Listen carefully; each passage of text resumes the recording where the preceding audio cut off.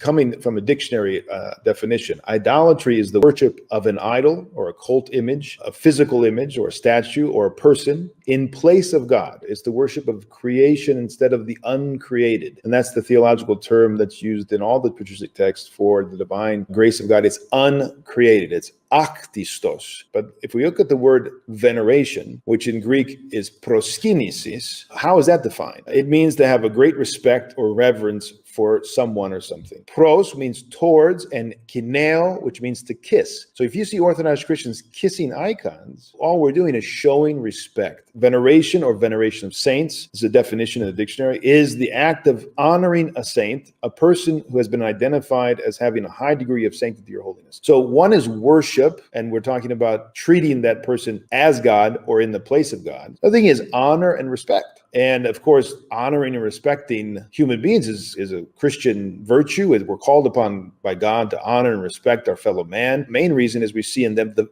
image of God. Well, in the saints, we don't just have the image of God, we have the image and likeness of God. The whole spiritual life is going from the image, which has been restored in baptism. When we are baptized, we die to the old man, we're purified, we're cleansed, we're restored. The image is no longer blackened. To be able to have the likeness, which is how we were originally created and fashioned, we have to contribute ourselves to that. We have to participate. We have to not resist, essentially. We are venerating the fulfillment of our salvation in the saints. We're venerating Christ, in other words, in the saints. Everything we do in the church, just as he did everything for our salvation, we do everything for him. And so in the saints, especially the Mother of God, who is the one who made possible through her said yes to the grace of God and to the incarnation. Obviously, she's going to be the first of all the saints we're going to venerate and show respect and honor. In fact, she said as much, didn't she? She said, all generations will honor me. If you're not honoring the Mother of God, you're not fulfilling the scriptural prophecy. You're not following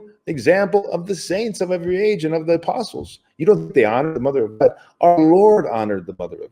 This confusion does not exist in Greek. It does exist in some of the translations of the Bible into English. Unfortunately, even in the King James, which is, I think, one of the better translations that to this day that exists, they use veneration to mean worship. And so that creates a lot of confusion in the English language. But they're very different in Greek, and there's no confusion for us.